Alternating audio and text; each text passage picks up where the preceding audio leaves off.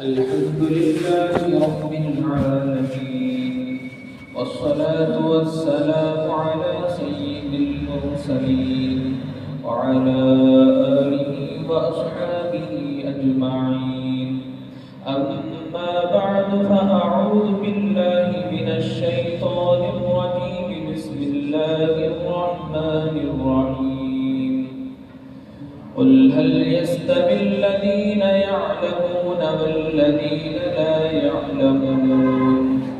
وقال النبي صلى الله عليه وسلم: العلماء ورثة الأنبياء، أو كما قال عليه الصلاة والسلام.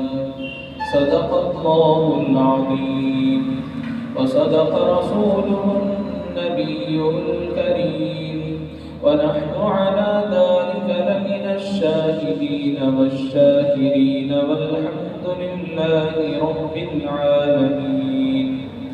اللهم صل على سيدنا حبيبنا شفيعنا نبينا ومولانا محمد وبارك وسلم.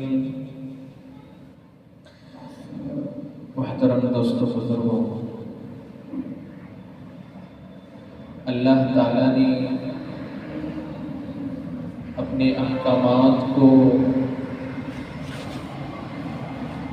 نبیوں کے ذریعے،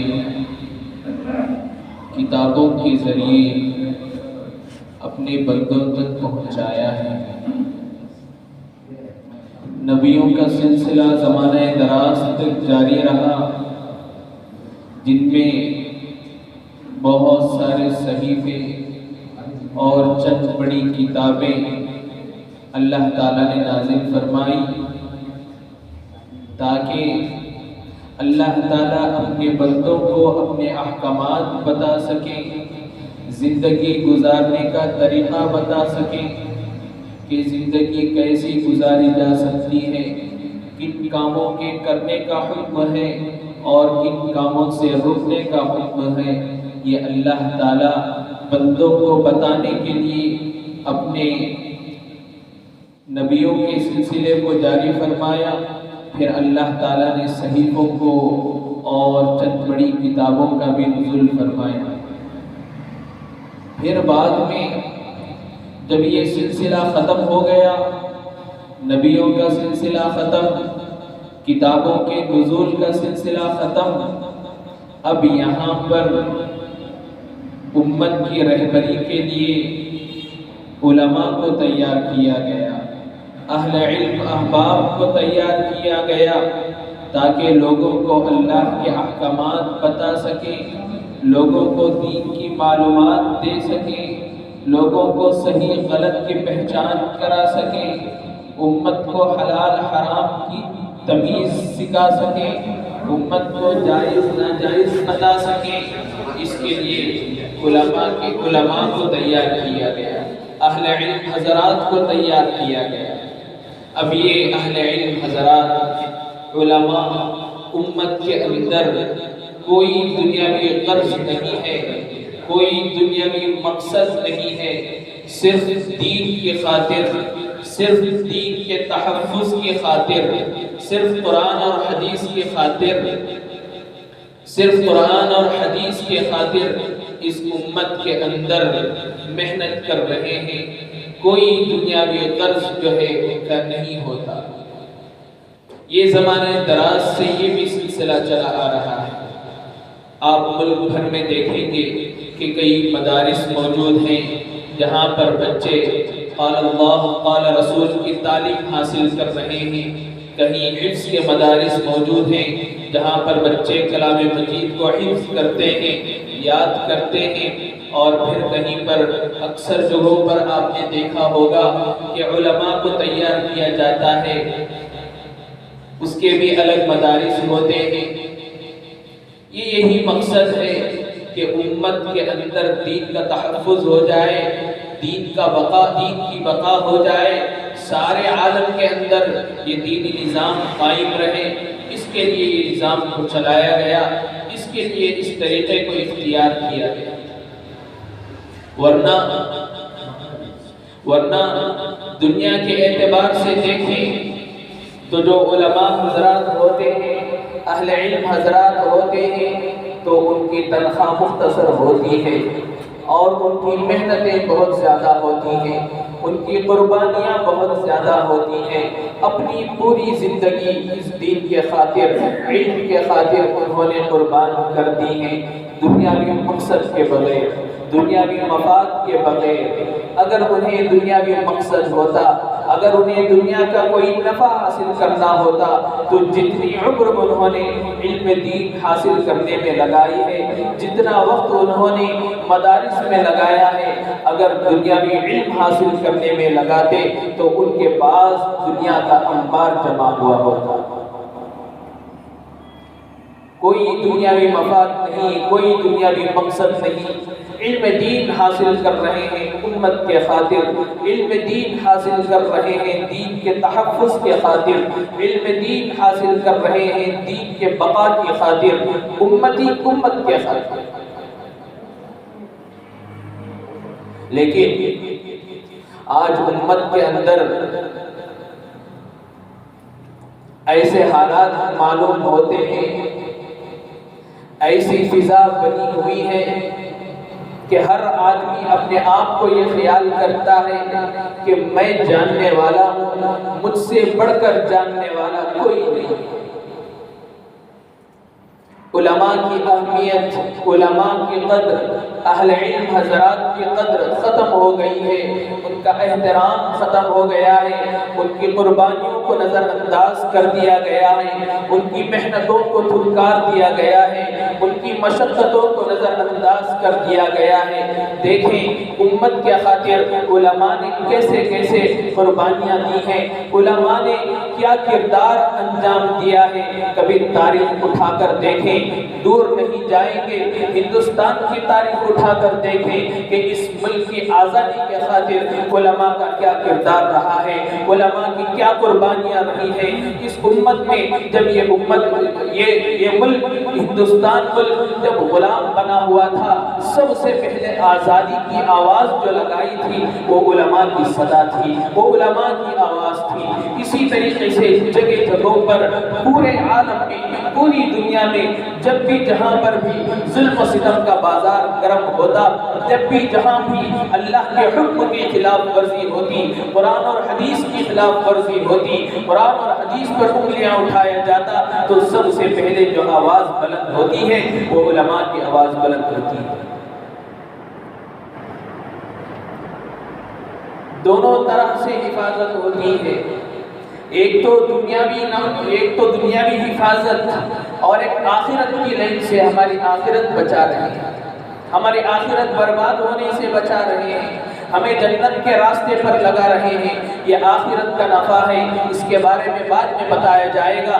سب سے پہلے دنیا کے مفاد، کیونکہ جو ہے آج ہمارے سامنے صرف دنیا نظر آتی ہے، دنیا کا مفاد نظر آتا ہے، دنیا کی چیزیں نظر آتی ہیں، تو دنیا ہی سے شروع کرتے ہیں کہ علماء کا کردار دنیا کے یعنی جو ہے لوگوں کو بتانا کہ کیا صحیح ہے، کیا غلط ہے، کیا جائز ہے، کیا ناجائز ہے، اس میں سب سے بڑا جو کردار رہا ہے وہ علماء کا کردار رہا ہے۔ ورنہ تو کہاں آج مسلمان حلال حرام کی تمیز کر رہے ہیں، جائز ناجائز کی تمیز کر رہے ہیں۔ اگر کوئی اس کے بارے میں بتا سکتا ہے، کوئی اس کی تعلیم دے سکتا ہے تو علماء حضرات ہوتے ہیں۔ لیکن آج ہم نے علماء کو یہ سوچ لیا ہے کہ صرف 5 وقت نماز پڑھنے والا عالم ہے، 5 وقت نماز پڑھانے والا عالم ہے، مکتب میں بچوں کو پڑھانے والا عالم ہے۔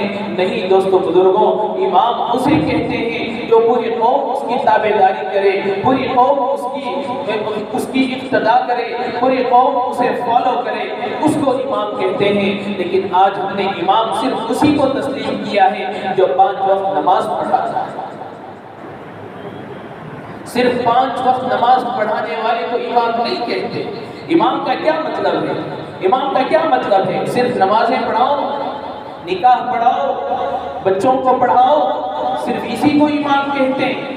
نہیں دوستوں بزرگوں، ہر مقصد میں، چاہے دنیاوی مقصد ہو چاہے آخرت کا مقصد ہو، امام کو فالو کیا جاتا ہے، اہل علم حضرات کو فالو کیا جاتا ہے، اس کو امام کہتے ہیں۔ کوئی مسئلہ درپیش آ جائے تو علماء کو دیکھا جاتا ہے۔ آج ہم کیا کرتے ہیں؟ کوئی دنیاوی مسئلہ ہو تو ہم کس کے پاس جاتے ہیں؟ کسی مسائل کی معلومات کرنی ہو تو ہم کس کے پاس جاتے ہیں؟ آج دنیا کا یہ ماحول ہو چکا ہے کہ موبائل جب سے دنیا میں آیا ہے، انٹرنیٹ جب سے وجود میں آیا ہے، ہر آدمی عالم بنا بیٹھا ہوا ہے۔ کوئی مسائل درپیش آ جائے سب سے پہلے موبائل کھولتا ہے اور نیٹ پہ سرچ کر کے دیکھتا ہے کہ یہ مسئلے کا حل کیا ہے۔ علماء حضرات کیوں موجود ہیں؟ اہل علم حضرات کیوں موجود ہیں؟ اگر امت کو بتانے کے لیے اگر صرف انٹرنیٹ کی ضرورت ہوتی یا سی ڈی کیسٹوں کی ضرورت ہوتی یا میموریز کی ضرورت ہوتی تو اللہ کو علم نہیں ہے؟ کیا اللہ نہیں جانتے تھے کہ آنے والی نسل انٹرنیٹ والی نسل ہوگی، آنے والی امت انٹرنیٹ والی ہوگی، موبائل والی ہوگی، کمپیوٹر والی ہوگی؟ تو اللہ کے نبی صلی اللہ علیہ وسلم کو بتا دیتے کہ آنے والی نسل ایسی ہے، تو آپ ان کے لیے ایک کیسٹ بنا دیں، آپ ان کے لیے کچھ میموری سٹور کر دیں کہ جب وہ آئے گی تو آپ کے ملفوظات کو دیکھ لیں گی، آپ کی سنتوں کو پڑھ لیں گی۔ تو پھر عالم کی کیا ضرورت ہے، صحابہ کی کیا ضرورت ہے، ائمہ کی کیا ضرورت ہے، خلفائے راشدین کی کیا ضرورت ہے، اہل علم حضرات کی کیا ضرورت ہے؟ نہیں دوستوں بزرگوں، یہ صرف دنیاوی ضرورت کے لیے یہ انٹرنیٹ ہے، وہ بھی جس کے اندر جو ہے نفع کم نقصان زیادہ ہے، لیکن علم حاصل کرنا ہے، علم کے اندر جو ہے پختگی پیدا کرنا ہے، حلال حرام کی تمیز معلوم کرنی ہے، مسائل کو معلوم کرنا ہے، فقہ کو معلوم کرنا ہے، قرآن کے بارے میں معلومات حاصل کرنی ہے، حدیث کے بارے میں معلومات حاصل کرنی ہے، تو وہ صرف اہل علم حضرات ہی کے ذریعے سے حاصل ہو سکتی ہے۔ ہم اس بات کو جان لیں، علماء ایسے ہی نہیں تیار ہوتے۔ دنیا کا نظام جو چل رہا ہے، جہاں جہاں بھی حکومتیں چل رہی ہیں، اس کے پس منظر کو دیکھیں کہ اس کے پیچھے کس کا ہاتھ ہے۔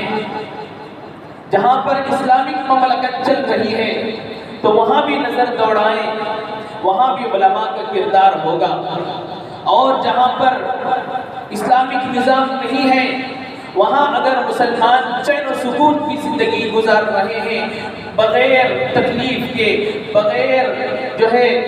بغیر شور و شراب کے اگر کوئی مسلمان زندگی گزار رہا ہے، بغیر تکلیف کے امن کے ساتھ زندگی گزار رہا ہے، تو اس کے پیچھے بھی علماء کا کردار ہوگا۔ اب دیکھیں، لیکن آج ہم نے علماء کے ساتھ کیا کیا ہے؟ ہماری مسجدیں عالیشان ہونی چاہیے، ہمارے مساجد عالیشان ہونے چاہیے، پنکھے عالیشان ہونے چاہیے، جس مصلے پر امام پڑھتا ہے وہ مصلی عالیشان ہونی چاہیے، اور مسجد کی بناوٹ بہت عالیشان ہونی چاہیے، مسجد کی ایک ایک چیزیں عالیشان ہونی چاہیے، لیکن امام کی زندگی کیسی ہے، امام کے حالات کیسے ہیں، اس سے کوئی ہمیں سروکار نہیں ہے، اس سے ہمیں کوئی واقفیت نہیں ہے۔ جس کے لیے مصلی بنایا گیا ہے، جس کے لیے چھت پر فین لگایا گیا ہے، اس کی زندگی کیسے گزر رہی ہے، اس کے گھریلو حالات کیسے گزر رہے ہیں، اس کی ہمیں کوئی پرواہ نہیں۔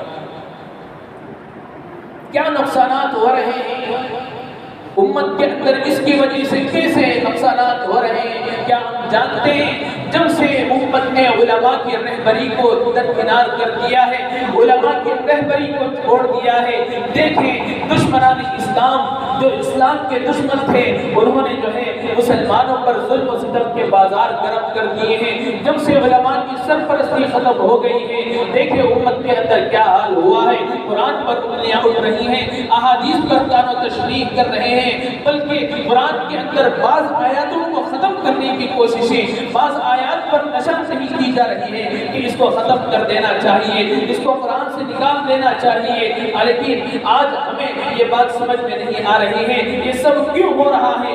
یہ سب اسی لیے ہو رہا ہے کہ ہماری نسبت علماء سے ختم ہو گئی، ہماری نسبت اہل علم سے ختم ہو گئی، ہماری نسبت دنیا والوں سے لگ گئی ہے، ہماری نسبت پیسوں سے لگ گئی ہے، ہماری نسبت پیسے والوں سے ہو گئی ہے۔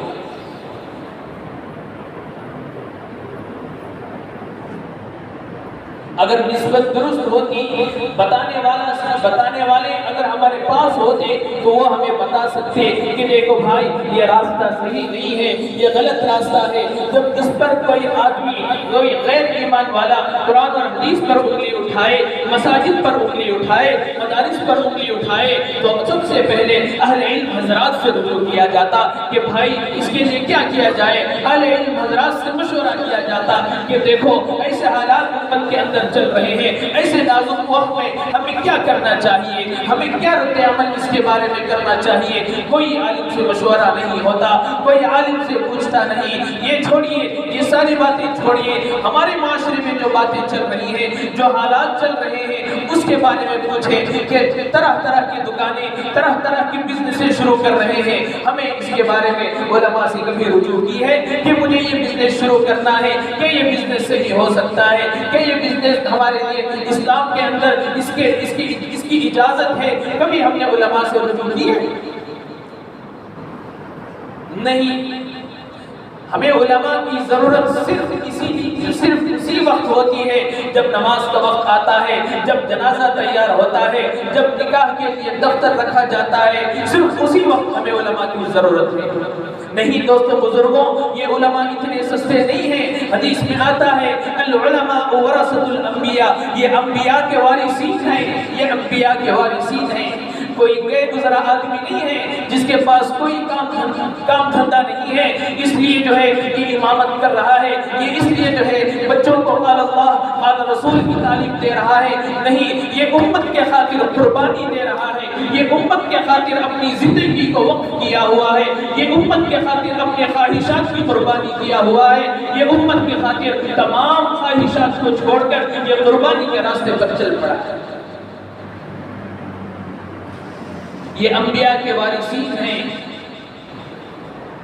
آج ہم نے ان میں کوئی فرق نہیں کیا ہے، جاننے والا اور نہ جاننے والا کبھی برابر نہیں ہو سکتا۔ قل هل يستوي الذين يعلمون والذين لا يعلمون، لیکن آج ہماری نظر میں سب برابر ہیں۔ عالم بھی برابر ہے، غیر عالم بھی برابر ہے، علم والا بھی برابر ہے، غیر علم والا بھی برابر ہے، سب ہماری نظروں میں برابر ہے۔ یہ دنیاوی حالات ہیں۔ جب دنیا کے اندر کوئی بگاڑ آئے، کوئی باطل طاقت زور پکڑ لے، تو آگاہ کرنے والے علماء ہوں گے۔ یاد رکھیں، اگر علماء کی سرپرستی ختم ہو گئی، اگر علماء ہمیں بتانا ختم کر دیں، تو غیروں، جو غیر ایمان والے ہیں، جو اسلام کے دشمن ہیں، جو مسلمانوں کے دشمن ہیں، جو اللہ اور اس کے رسول کے دشمن ہیں، اپنوں کے پیروں تلے ہم روک دیے جائیں گے۔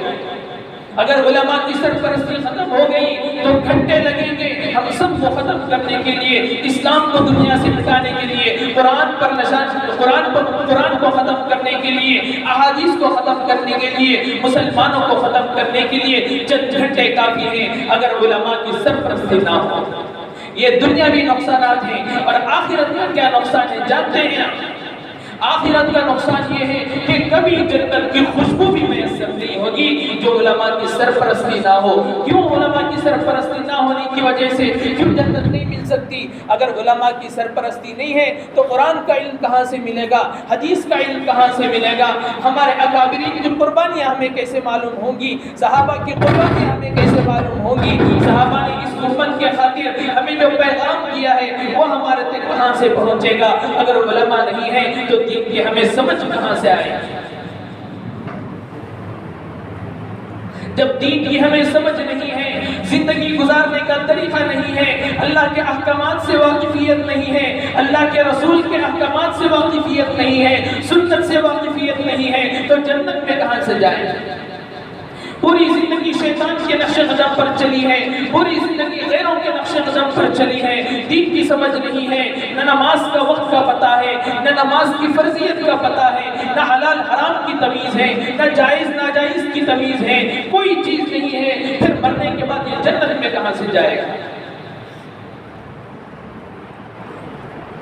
آج علماء کی ناقدری کی وجہ سے، اہل علم کی ناقدری کی وجہ سے آج دشمن جو ہے مسلمانوں پر غالب آ رہے ہیں، مسلمانوں پر ظلم و ستم کے بازار گرم کر رہے ہیں، مسلمانوں پر تشدد کر رہے ہیں، ظلم و ستم پر جو ہے ظلم و ستم سے باز نہیں آ رہے ہیں۔ اس کا واحد یہی ہے، واحد مقصد یہی ہے کہ آج ہم نے ہماری نسبت علماء سے کاٹ لی ہے، ہمارا تعلق علماء سے کاٹ لیا ہے، علماء کو جو ہے ہم نے ایسے رکھا ہے جیسا کوئی عام آدمی ہوتا ہے، جاننے والا اور نہ جاننے والا ہماری نظروں میں برابر ہو گیا ہے۔ ایک آدمی کا انتقال ہو گیا، اس کی تدفین کر دی گئی، قبر میں رکھ کر اس کی تدفین کر دی گئی۔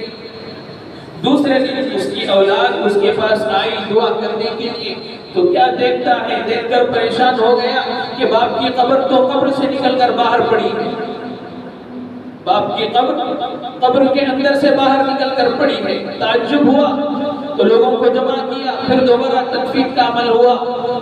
پھر جب دوسرے دن باپ کی قبر پر آیا تو پھر دوسرے دن بھی یہی معاملہ ہوا ہے کہ باپ کی قبر کے اندر نہیں ہے، میت جو ہے قبر کے باہر پڑی ہوئی ہے۔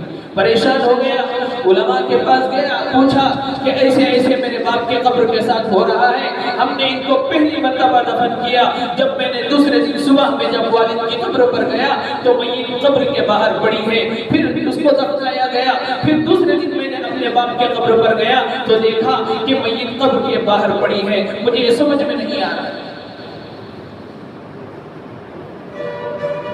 تو علماء نے مشورہ کیا کہ کیا کیا جائے، تو مشورے میں یہ طے ہوا آج رات کو دفنا دیں گے اور رات کو پہرہ داری دیں گے۔ رات کو ہو سکتا ہے کوئی آدمی شرارت کر رہا ہو، کوئی دشمن ہو آپ کا جو قبر سے باپ کی میت کو نکال کر باہر ڈال کر چلا جا رہا ہے، کوئی دشمن ہوگا آپ کا، تو آج رات کو پہرے داری کریں گے۔ تو یہ بیٹا ساتھ میں ایک درخت کے سائے میں بیٹھ گیا پہرے داری کے طور پر دیکھنے کے لیے کہ کون شرارت کر رہا ہے۔ تو رات کا درمیانی حصہ تھا، ساری مخلوق سو رہی ہے، ساری انسانیت سو رہی ہے، کوئی چور چوری کرنے والا نہیں ہے، کوئی جو ہے کوئی شریف شرارت کرنے والا نہیں ہے۔